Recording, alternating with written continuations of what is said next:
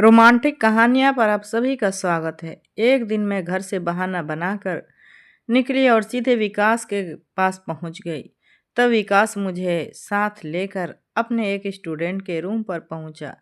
इस रूम में विकास और मेरे अलावा कोई और न था। पूरे दिन हम दोनों उस कमरे में रहे। इसी बीच हम दोनों के बीच वो सब कुछ हुआ। मैं शाम को घर लौटी तो पता चला कि मोहन को गांव जाना पड़ा, कोई इमरजेंसी हो गई है। अब मोहन का कोई परवाह नहीं की थी। तब मैंने तय कर लिया कि अब मैं मोहन से नहीं बल्कि विकास से शादी करूंगी। मोहन की पहली बीवी बनने से तो अच्छा था कि मैं विकास की दूसरी बीवी बन जाऊं, लेकिन यह होगा कैसे?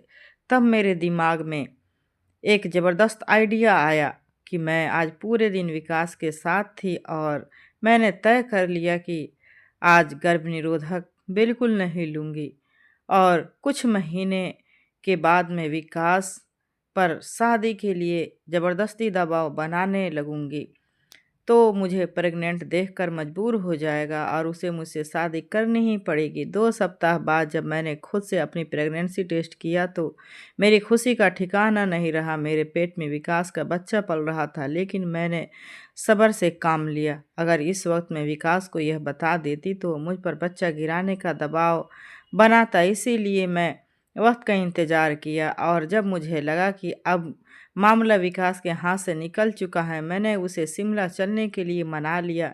मैं घर से बहाना बनाकर एक दिन के लिए विकास के साथ शिमला पहुंच गई और तब मुझे शिमला जिस रूम में हम पहले ठहरे थे उसी रूम में एक बार फिर विकास के साथ पूरी रात सुहाग रात मनाई।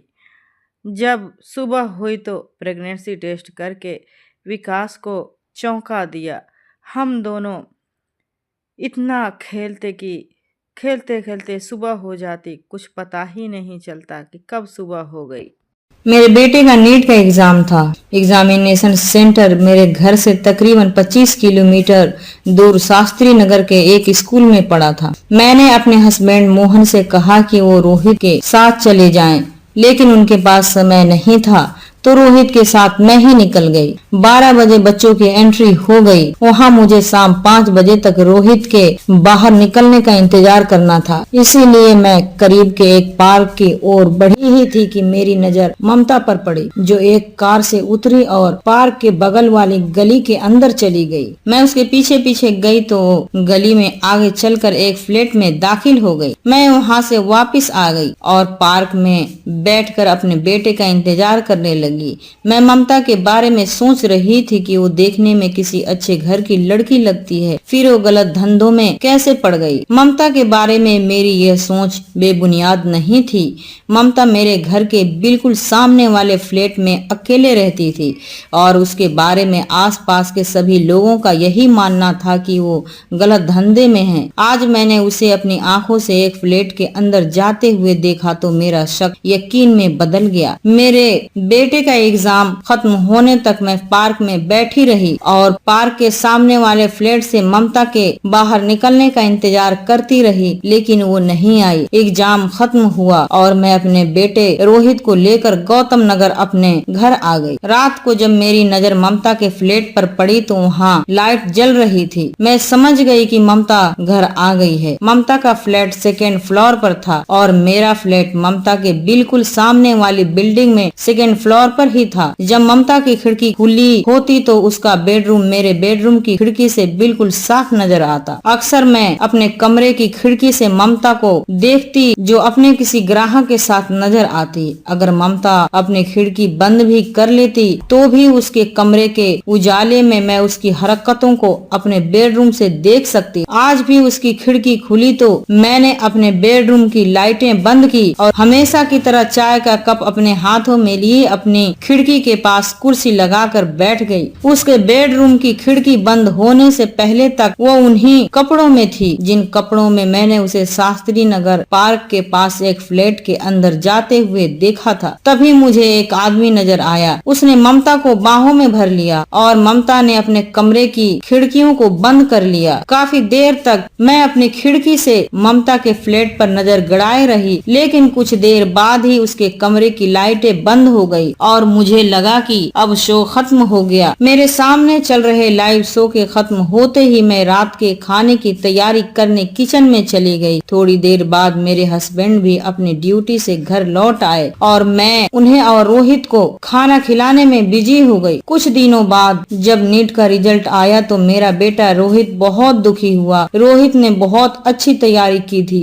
लेकिन उसका रिजल्ट खराब था। पढ़ने में रोहित दूसरे बच्चों से कहीं ज्यादा बेहतर था। 12वीं में तो रोहित ने अपने स्कूल में टॉप किया था लेकिन नीट के एग्जाम में वह अपनी काबिलियत नहीं दिखा पाया, जिसकी वजह से वह उदास नजर आने लगा। अपने इकलौते बेटे को उदास देखकर मुझे भी कुछ अच्छा नहीं लग रहा था। अगले दिन सुबह जब मोहन ड्यूटी के लिए तैयार हो रहे थे तब मैं नाश्ता लेकर उनके पास गई और बोली, रोहित को कुछ दिनों के लिए कहीं घुमा लाते हैं जिससे उसका स्ट्रेस थोड़ा कम होगा और इसी बहाने हम लोगों का एक छोटा सा टूर भी हो जाएगा। मोहन ने कहा, ठीक है, मैं आज ही ऑफिस पहुंचकर एक सप्ताह की छुट्टी ले लेता हूं। दोपहर के वक्त मैं अपने कमरे में आराम कर रही थी कि मोहन का कॉल आया और उन्होंने कहा, पूजा, एक सप्ताह की छुट्टियां मिल गई हैं, अब तुम बताओ कि कहाँ की रिजर्वेशन करवाऊं। मैंने कहा, शिमला जाना कैसा रहेगा मोहन? मोहन ने कहा, ठीक है, तो हम लोग शिमला ही चल रहे हैं,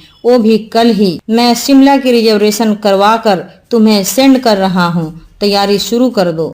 अगले दिन दोपहर की ट्रेन थी। यह जानकर मेरा बेटा रोहित भी बहुत खुश हुआ। हम दोनों माँ बेटे शिमला जाने की तैयारियों में लग गए। मैं बहुत खुश थी क्योंकि पूरे 20 साल बाद मुझे शिमला जाने का दोबारा मौका मिला था। तब भी हम 3 ही लोग थे, मैं, मेरा बॉयफ्रेंड विकास और रोहित। हालांकि उस वक्त रोहित मेरे पेट में था। शिमला की वादियों में विकास की बहुत सी यादें गुम थी जिन्हें फिर से सहेजने का मौका मुझे 20 साल बाद मिलने वाला था। रात के 8 बज रहे थे। मैं खाना बनाकर मोहन का इंतजार कर रही थी। तभी मेरी नजर ममता के फ्लैट पर पड़ी जिसकी लाइटें अभी ऑन हुई थी और खिड़की भी अभी खुली थी। इसका मतलब ये था कि ममता अभी अभी घर में दाखिल हुई थी। मैं बेडरूम की खिड़की से ममता के घर को निहारने बैठ गई। उसकी खिड़की खुली हुई थी और मुझे ममता भी सामने ही नजर आ रही थी। तभी मुझे ममता के रूम में एक आदमी नजर आया। दोनों के बीच कुछ ठीक नहीं लग रहा था। थोड़े ही देर में मुझे ऐसा लगा जैसे किसी बात पर दोनों की बहस हो रही थी। तभी ममता ने अपनी खिड़की बंद की लेकिन उसके कमरे की लाइटें काफी देर तक जलती रही। उसकी खिड़की बंद होने के बाद जब तक उसकी लाइटें जलती रही तब तक मैं अपनी खिड़की से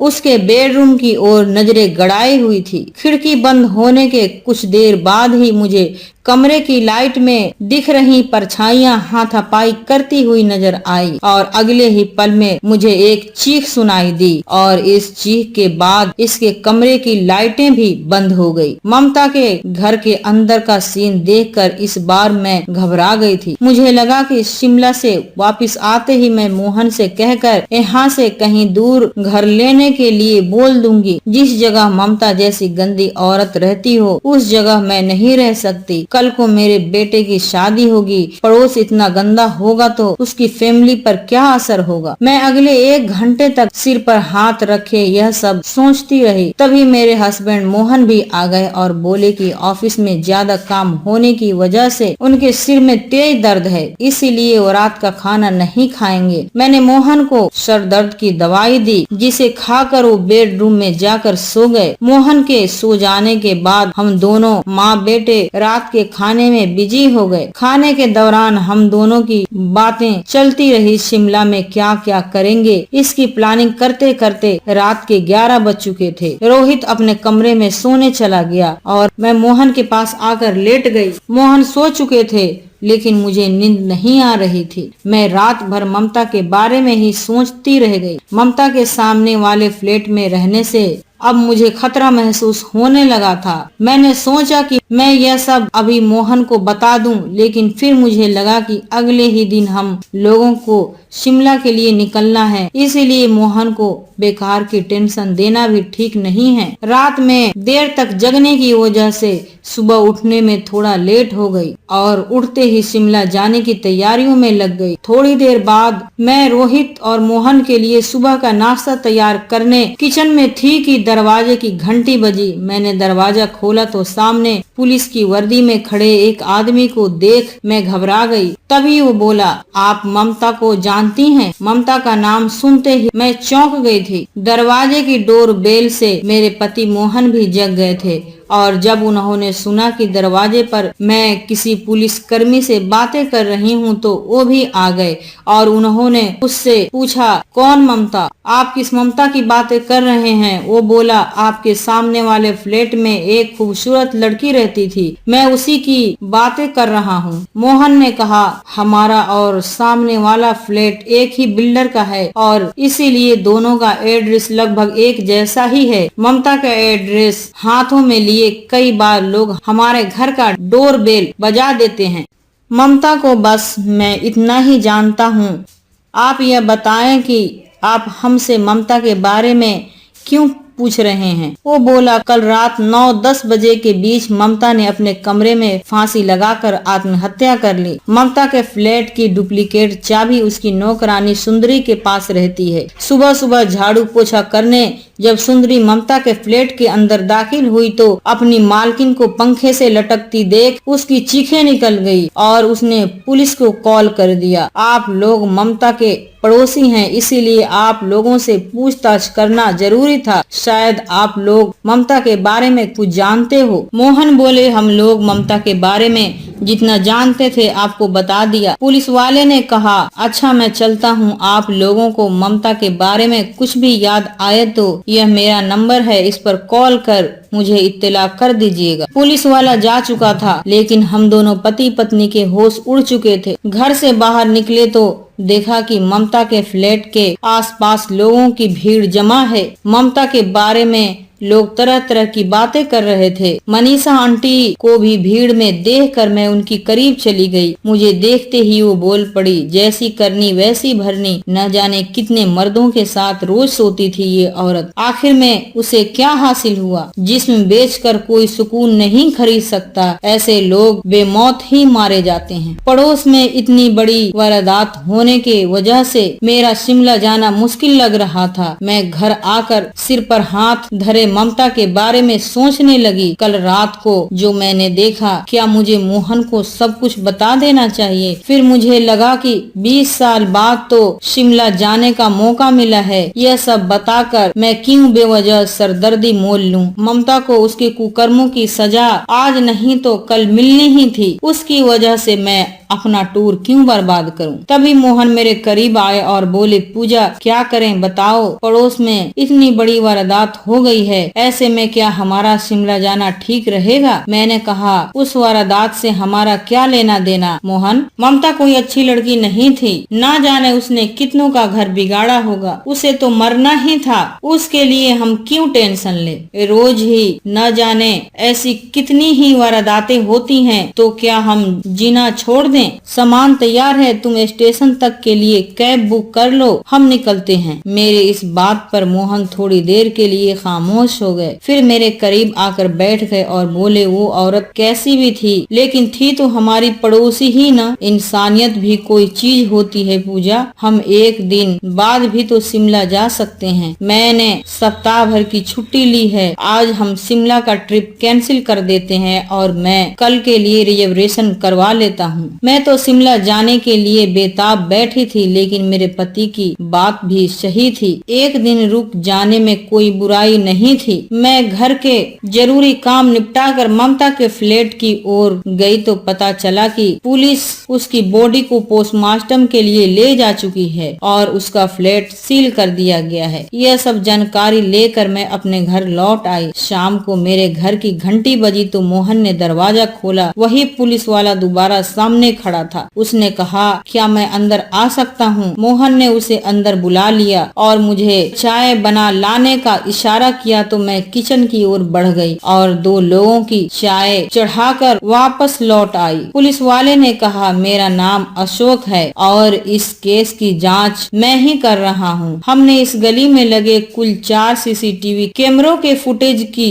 जांच की। ममता के फ्लैट में कुल 4 फ्लोर हैं और ममता सेकेंड फ्लोर पर रहती थी। शुरुआती जांच में हमने देखा कि रात 9 बजे के करीब ममता अपनी बिल्डिंग में दाखिल हुई। उसके बिल्डिंग में दाखिल होने के कुछ समय पहले और कुछ समय बाद में भी कई लोग बिल्डिंग में दाखिल हुए। बिल्डिंग के चारों फ्लोर पर रहने वाले सभी लोगों से हमने उन लोगों की पहचान करवाई तो ऐसा कोई व्यक्ति हमें सीसीटीवी फुटेज में नहीं मिल पाया जो संदिग्ध हो। इसीलिए अभी तक के जांच में यही नजर आ रहा है कि ममता ने सुसाइड किया है। पोस्टमार्टम रिपोर्ट और शुरुआती जांच में भी यही बात निकल कर आई कि उसने अपनी मर्जी से सुसाइड किया है, लेकिन ममता के कमरे से हमें कोई सुसाइड नोट नहीं मिला। ममता के घर से 2 अलग अलग आदमियों के पैरों के निशान मिले हैं, जिससे यह मामला पेचीदा हो गया है। मैं आपके पास इसीलिए आया हूँ कि जब मैंने ममता के बेडरूम की खिड़की से बाहर झांका तो मुझे बिल्कुल सामने आपका फ्लैट नजर आया। अगर रात में उसके घर कोई आया और उसने ममता की हत्या की तो आपके घर तक उसके चीखने की आवाज भी जरूर आई होगी, या अगर उस वक्त आपकी खिड़की खुली होगी तो शायद आप लोगों ने कुछ तो जरूर ही देखा होगा। इंस्पेक्टर अशोक की इन बातों को सुनकर मेरे होश उड़ चुके थे। मैंने रात वाली बात अब तक अपने हस्बैंड को नहीं बताई थी। अगर अब मैं वो बातें इंस्पेक्टर को बताती तो मोहन को शायद अच्छा नहीं लगता, इसीलिए मैंने रात की वारदात पर खामोश रहना ही ठीक समझा। तभी मेरे पति ने इंस्पेक्टर से कहा, कल रात को मैं खुद 10 बजे ड्यूटी से घर पहुंचा हूँ। मेरे सर में दर्द हो रहा था, इसीलिए घर आते ही मैं सो गया और सुबह जब आपने दरवाजे की बेल बजाई तब मेरी नींद खुली। मैंने ना तो कोई चीख सुनी और ना ही मैंने खिड़की से बाहर झांकने की ही कोशिश की। इंस्पेक्टर ने मेरी ओर देखा और पूछा, बहन जी ये तो घर में नहीं थे, आपने या आपके बेटे ने ऐसा कुछ देखा सुना हो? मैंने झट से कहा, नहीं मैंने तो कुछ नहीं देखा और मेरा बेटा उस वक्त अपने रूम में बैठकर पढ़ रहा था, इसीलिए उसने ऐसा कुछ नहीं देखा ना सुना। इंस्पेक्टर ने जब मेरी ओर देखा तो मैं तभी घबरा गई थी। उसका सवाल सुनकर तो मैं और भी ज्यादा बेचैन हो गई। मैंने अपने चेहरे की बेचैनी को छुपाने की भरसक कोशिश भी की, लेकिन मैं कोई शातिर अपराधी तो थी नहीं, इसलिए इंस्पेक्टर ने मेरी घबराहट को महसूस कर लिया और बोला,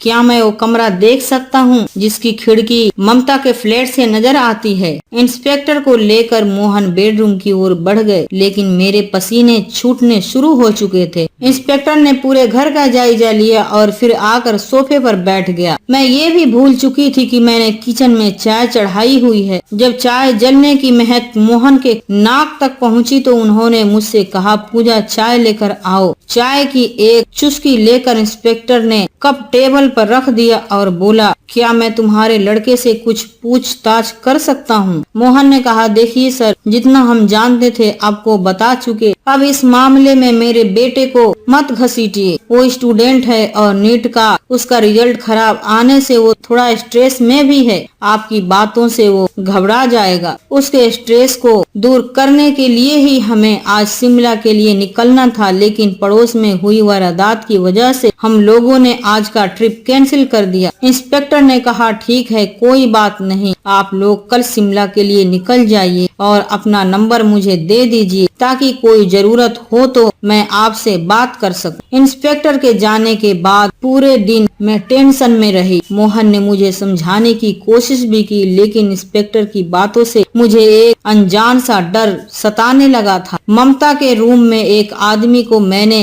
अपनी आंखों से देखा था। मुझे यकीन था कि इसी आदमी ने ममता को मारकर फांसी पर लटका दिया होगा, जिसे पुलिस आत्महत्या समझ रही है। दरअसल ये हत्या का मामला था और इस हत्या की चश्मदीद गवाह मैं खुद थी। अगर मैं पुलिस को सब कुछ बता दूं तो हो सकता है कि कातिल जल्द पकड़ा जाए, लेकिन अब तक देर हो चुकी थी। अब अगर मैंने अपना बयान बदला तो मैं मोहन की नजर में भी गिर जाऊंगी। यह सोचकर मैंने तय कर लिया कि किसी भी सूरत में मैं अब किसी को कुछ नहीं बताऊंगी। अगले दिन हम लोग शिमला के लिए निकल पड़े। शिमला पहुँचे तो रात हो चुकी थी। ट्रेन से उतरने के बाद हम लोगों ने टैक्सी पकड़ी और शिमला मार्केट की ओर चल दिए। वहाँ पहुँची तो सामने ही शिमला कॉटेज नजर आ गया, जो पिछले 20 सालों में ज्यादा नहीं बदला था। मैंने मोहन से कहा कि हमारे ठहरने के लिए यह होटल अच्छा रहेगा, तो मोहन भी मेरी बात मानकर शिमला कॉटेज की ओर बढ़ गए। होटल महंगा होने के कारण मोहन ने हम 3 लोगों के लिए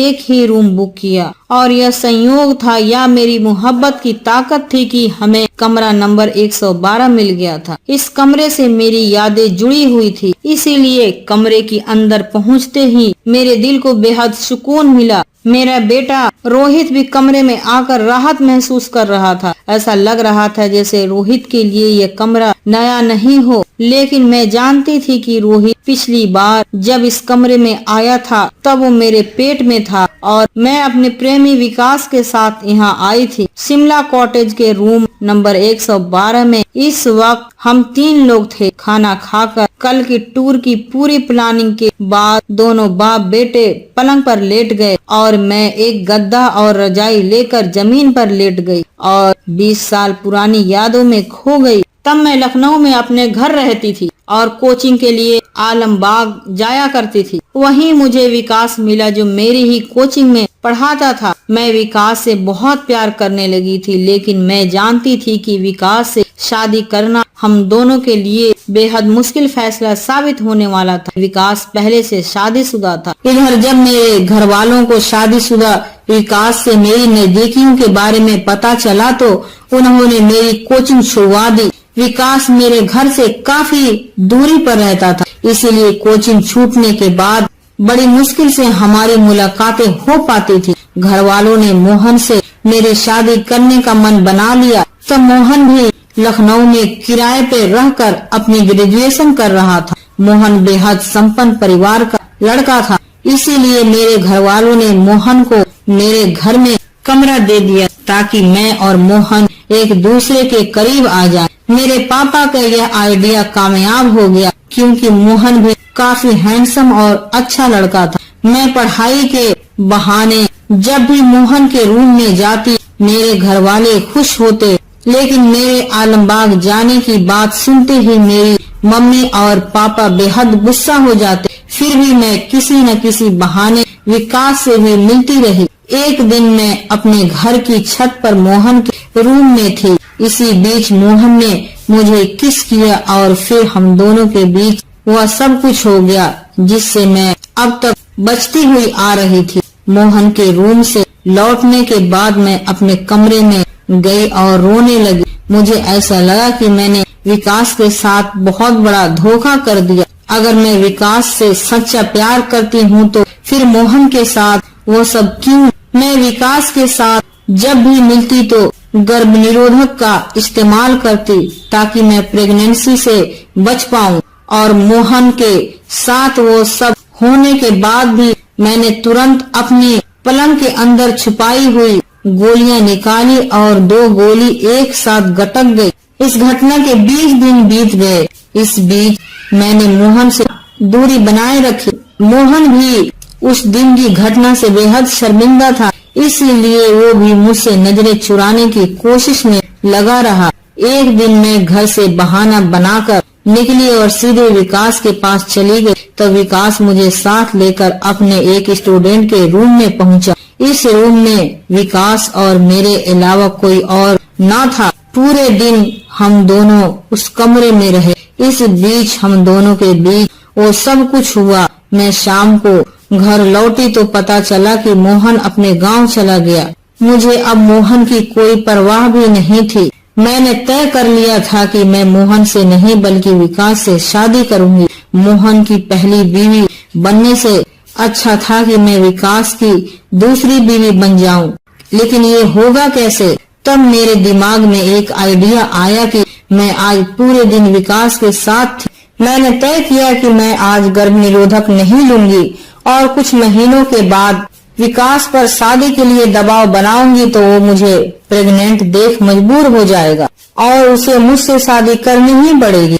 2 सप्ताह के बाद जब मैंने खुद से अपनी प्रेगनेंसी टेस्ट की तो मेरी खुशी का ठिकाना न रहा। मेरे पेट में विकास का बच्चा पल रहा था, लेकिन मैंने सब्र से काम लिया। अगर इस वक्त मैं विकास को यह बात बता देती तो वो मुझ पर बच्चा गिराने का दबाव बनाता।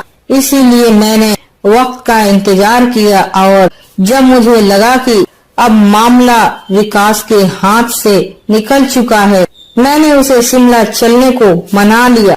मैं घर में बहाना कर एक दिन के लिए विकास के साथ शिमला पहुंच गई और तब मुझे शिमला कॉटेज में यही 112 नंबर का रूम मिला था। पूरे दिन हम लोग शिमला में घूमे और जब वापस चलने का समय हुआ तब मैंने विकास से कहा, विकास मेरे पेट में तुम्हारा बच्चा है, अब तुम मुझसे शादी के लिए इनकार नहीं कर सकते। विकास ने बच्चा गिराने की काफी मिन्नत की, लेकिन मैंने ऐसा करने से साफ इनकार कर दिया। शिमला से घर आने के कुछ दिनों बाद तक विकास लगातार मुझे मनाने की कोशिश करता रहा, लेकिन जब उसे लगा कि मैं पीछे हटने वालों में से नहीं हूँ तो वो आलमबाग छोड़कर गायब हो गया।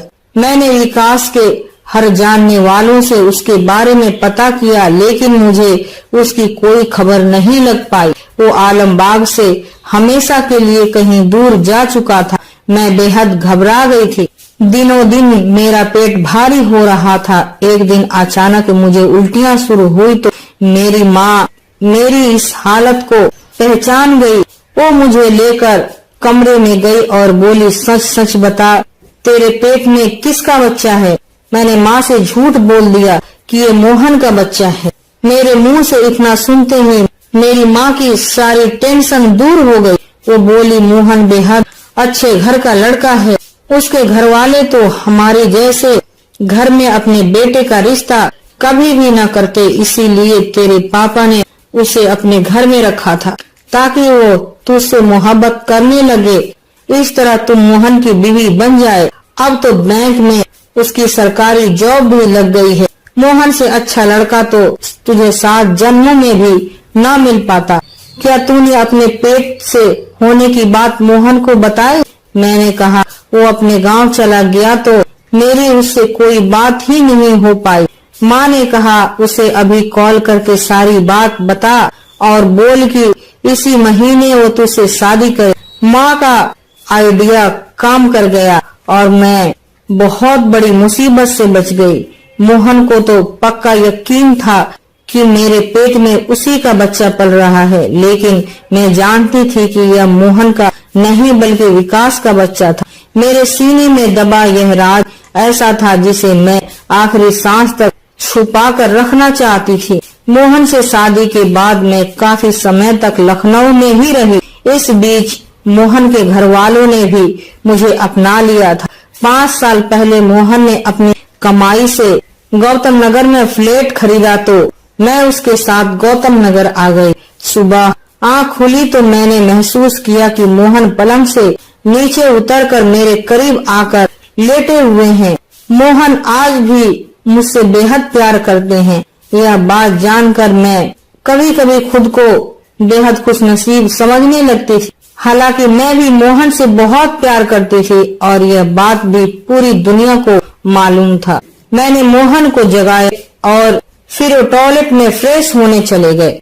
हम तीनों ने कुल 3 दिनों तक शिमला में खूब मस्ती की। मोहन का इरादा था कि शिमला से मनाली चले, लेकिन इसी बीच मोहन के नंबर पर गौतम नगर थाने से इंस्पेक्टर अशोक का कॉल आ गया और हम लोग गौतम नगर लौट आए। शाम को ही इंस्पेक्टर अशोक हमारे ड्राइंग रूम में बैठा था और मोहन से ममता के केस के बारे में चर्चा कर रहा था। मैंने चाय टेबल पर रखा ही था कि इंस्पेक्टर ने मुझसे पूछा, क्या ममता कभी किसी काम से आपके घर आई थी? मैंने कहा, नहीं, वो पड़ोस में किसी से मतलब नहीं रखती थी। इंस्पेक्टर ने गहरी सांस ली और कहा, दरअसल आप लोगों को इतना अर्जेंटली बुलाने का कारण ये था कि ममता की कॉल डिटेल से हमें पता चला है कि ममता का एक आदमी के साथ गहरा संबंध था। ममता के नंबर से सबसे ज्यादा कॉल उसी आदमी के नंबर पर की गई थी। जब पुलिस ने उस नंबर को ट्रेस किया तो पता चला कि ये नंबर शास्त्री नगर में एक्टिव था और ममता की मौत के बाद यह नंबर स्विच ऑफ हो गया। जब हम लोग शास्त्री नगर के उसी लोकेशन पर पहुंचे तो वहां से हमें विकास नाम के एक आदमी की लाश कमरे के पंखे से लटकी मिली। साथ ही एक सुसाइड नोट भी मिला जिसे जब्त कर पुलिस ने राइटिंग एक्सपर्ट के पास भेज दिया। इंस्पेक्टर के मुंह से विकास का नाम सुनकर एक बार फिर मेरे होश उड़ चुके थे। अब मैं समझ गई थी कि उस दिन ममता को मैंने जब शास्त्री नगर में देखा था तो वह विकास से ही मिलने गई थी।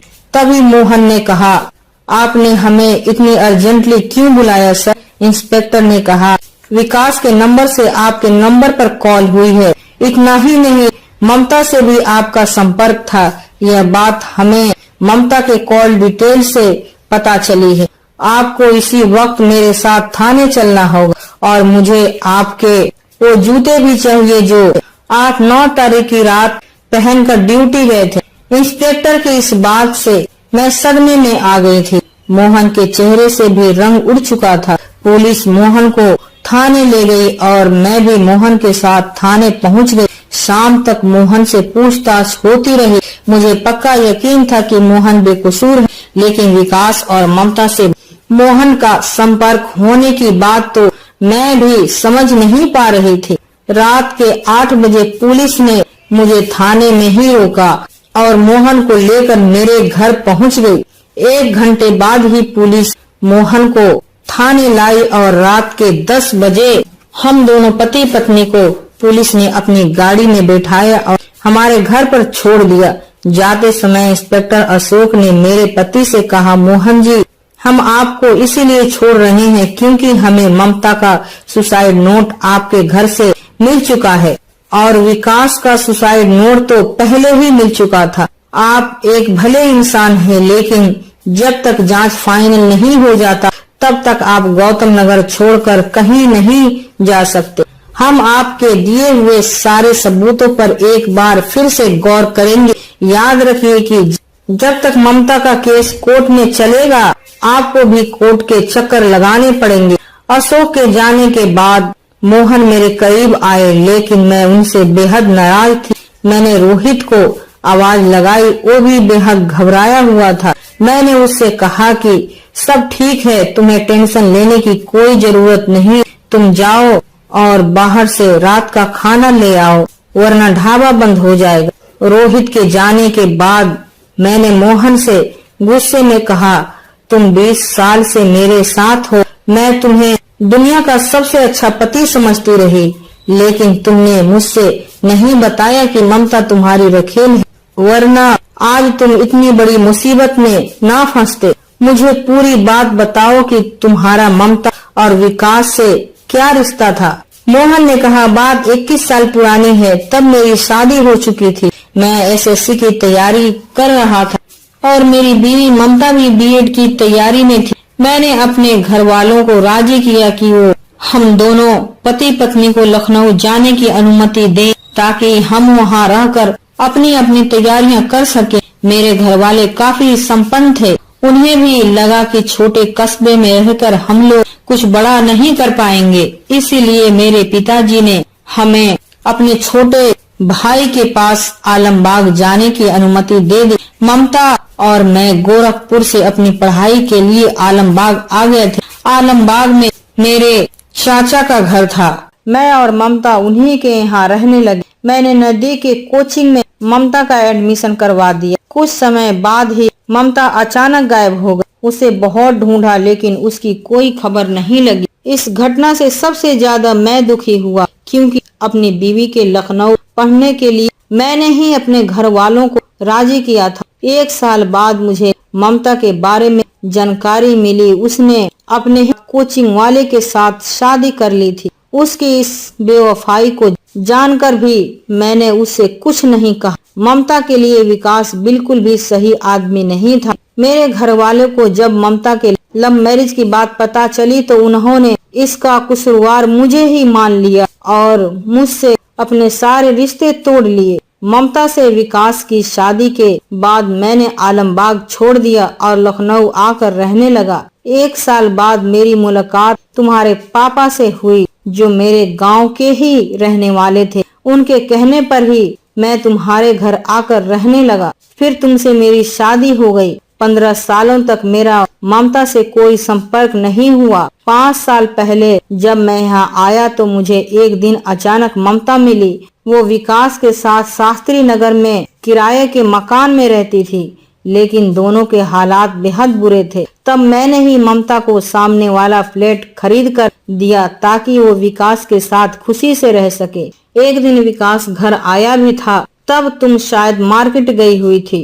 वो दीवार पर टंगी मेरी और तुम्हारी तस्वीर को निहारने लगा और फिर न जाने उसे क्या हुआ कि वो सीधे उठ खड़ा हुआ और फिर कभी इधर नहीं आया। ममता के पास भी वो केवल रात को ही आता और सुबह भोर में उठकर शास्त्री नगर चला जाता। शास्त्री नगर में ही उसका कोचिंग था। पिछले कुछ दिनों से विकास और ममता के बीच टेंशन चल रही थी। विकास ममता पर दबाव डाल रहा था कि वह यह फ्लैट बेचकर रुपये उसको दे दे, लेकिन ममता ऐसा करना नहीं चाहती थी। तुमसे नजरें बचाकर कभी कभी मैं ममता के पास जाता। 9 तारीख की रात विकास और ममता की लड़ाई हुई थी। विकास ने मुझे कॉल किया था, लेकिन जब तक मैं उसके फ्लैट पर पहुंचा तब तक ममता ने सुसाइड कर लिया था। मैंने ममता का सुसाइड नोट पढ़ा जो ममता ने मेरे लिए लिखा था और विकास को कसूरवार ठहराया था। मुझे लगा कि जब यह सुसाइड नोट पुलिस के हाथों लगेगा तो यह जानकर कि ममता मेरी पहली बीवी है, मेरी बहुत बदनामी होगी और जब यह बात तुम्हें मालूम चलेगी तो क्या होगा। इसीलिए मैंने यह सुसाइड नोट वहां से उठाया और घर आ गया। ममता मेरी बीवी थी, लेकिन मैंने उसकी मदद उसका पति होने के नाते नहीं की थी, क्योंकि उसे तो मैंने अपनी जिंदगी से तभी निकाल दिया था जब उसने मेरी मोहब्बत का कत्ल कर विकास से शादी कर ली थी। मैंने ममता की मदद इंसानियत के नाते की थी। फिर भी अगर तुम्हें लगता है कि मैं गुनहगार हूँ तो तुम मुझे जो चाहो सजा दे सकती हो। मोहन की बात सुनकर मैं कुछ न बोली और सीधे अपने कमरे में जाकर बिस्तर पर लेट गई। मोहन ने 20 वर्षों तक मुझसे गहरा राज छुपाए रखा था, जो उसने आज मेरे सामने उजागर कर दिया। क्या मैं मोहन जितनी हिम्मत कर सकती हूँ? क्या मैं अपने गहरे राज मोहन के सामने उजागर करने की हिम्मत कर सकती हूँ, जो मैंने उससे 20 सालों तक छुपाए रखा? अगर मोहन गुनहगार था तो मैं भी गुनहगार हूँ। मैं यह सब सोच रही थी कि मोहन मेरे करीब आया और मेरे पैरों को पकड़कर रोने लगा। मैं झट से उठी और मैंने मोहन को गले लगा लिया। ममता से मेरा एक अनजान सा रिश्ता था जो मुझे अब समझ आ रहा था। अगर वो न होती तो शायद उसकी जगह मैं होती और आज जो ममता के साथ हुआ वो मेरे साथ होता।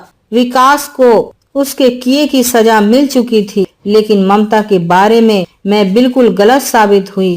काश मोहन मुझसे ममता के बारे में पहले बता देते तो शायद मैं उससे मिल लेती। दोस्तों, वीडियो कैसा लगा कमेंट करके ज़रूर बताइएगा।